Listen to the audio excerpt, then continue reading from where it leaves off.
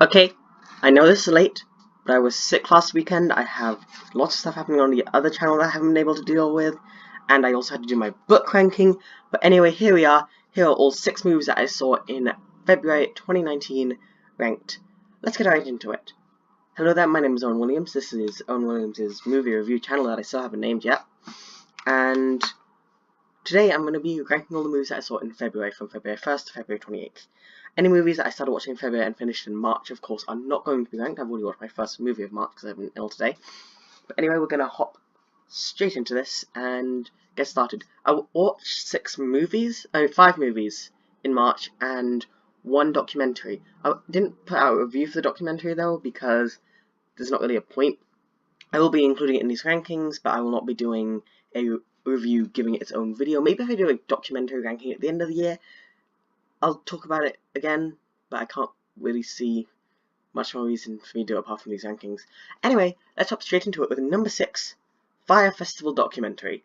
This was the first ever documentary that I watched on my own accord, and it was really interesting. Basically, if you don't know what the story is, it is about this party that was thrown on a tropical island in the Bahamas, I think, by these big Instagram influencers, and everything that could have possibly gone wrong went catastrophically wrong. I don't want to go too much into it because it's really interesting to see like how, okay, maybe at least I'll get this. Nope, that's gone too. Okay, and you see these characters and they, like, all these people who experienced it retell their story, and they get like snippets from YouTubers who went there, and it's really interesting. The reason it's at the bottom of this list though is because there isn't that much on the actual festival while it was happening. There's like 15 minutes in total talking about, don't know what that was, sorry.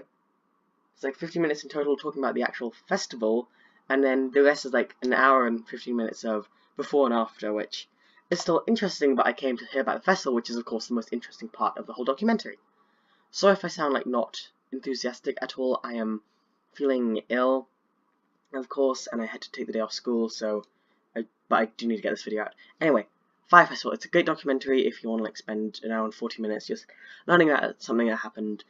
There's a lot of like funny stories in it, and I definitely recommend it to a lot of people. Coming in at number 5, the first movie that I saw, and actually the movie I saw on my birthday this year, was Dragons: The Hidden World, the third and final film in the Dragons saga, or Dragons trilogy. How to Train Your Dragon trilogy. That's the words. And I enjoy this movie just because I put it so low on the list. This was like definitely a really good month for movies. Like, I saw 1 movie and like this month today, and it was so much worse than anything on this list. I can't wait to talk about it tomorrow when I can review it. But Dragons is the culmination of the trilogy that's been building up for like 10 years now, and I was really interested to see it. If you saw my review, I wasn't the biggest fan of it in the world. There were definitely some good moments, there were some funny moments, there were some lovely moments, there were some sad moments, and all of those I really liked. Of course, as I mentioned before, like, the villain is the kind of thing that was the hardest for me to understand. He had this pretty bad motive, and I will be doing a ranking video of all the Dragons movie in the Dragons trilogy, I think next week, and then I can talk more in depth about the actual movie. I might make it a spoiler review kind of thing. Anyway, enough about that. This was definitely a fun movie. I think it might have been the worst of the trilogy for me though, but I know a lot of people who did really enjoy it, and yeah, it was a really fun movie. It wasn't as intense as the second one, which is definitely a lot better for little kids, but it's an enjoyable movie and a great ending to a great trilogy of movies. Coming in at number 4 is The Lego Movie 2, the first ever movie that I reviewed on this channel, funnily enough. The Lego Movie 2 was interesting because I love the first one. I mentioned that probably more than how much I love how much I've talked about the second one in my time on YouTube. And the first like 2/3 of this movie are really good, and I really like the character development and all the new characters, and I think the first 2/3 of this movie are better than the first 2/3 of the Lego Movie. But then when it reaches the 3rd act, it kind of like loses all control of anything that they had and like goes off the rails, and it's hard to understand what's going on because too many things are happening and nothing makes sense. But it's still really interesting, and I know a lot of people who really liked it. I know I have a pretty unpopular opinion about this movie, but I did enjoy this. It has some really good songs, some really great celebrity cameos, and yeah, sorry if I'm losing my train of thought a lot. Of course, as I mentioned before, I'm sick and I'm trying to get this video out and be as energetic as I possibly can, but I can't leave it like pizzow, wow, because it's really, really hot in this room. Anyway, that's Lego Movie 2. Great movie. But coming into the top 3, getting our bronze place for February of 2019, is Polar, a Netflix original movie, which is a adaptation of a novel starring Mads Mikkelsen. The movie, not the novel. It was a very adult, dark movie, and I really enjoyed it. Of course, little kids will not enjoy this at all. But there's some very extended fight sequences and some very evil characters.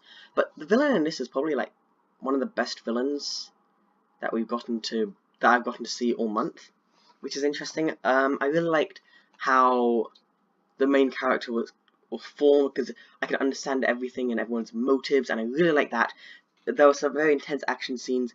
There was quite a few scenes that I thought were like pushing it a little bit and going a bit too far, and I don't want to go into that because that'll spoil the movie. But if you don't like very long action and suffering scenes, then I would not recommend this movie for you.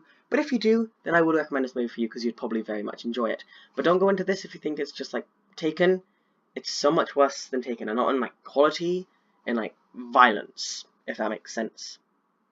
Anyway, coming in at number 2 was my most anticipated film of 2019. That's right, A Dog's Way Home. A Dog's Way Home, I saw the trailer for... Okay, ambulance, can you please not?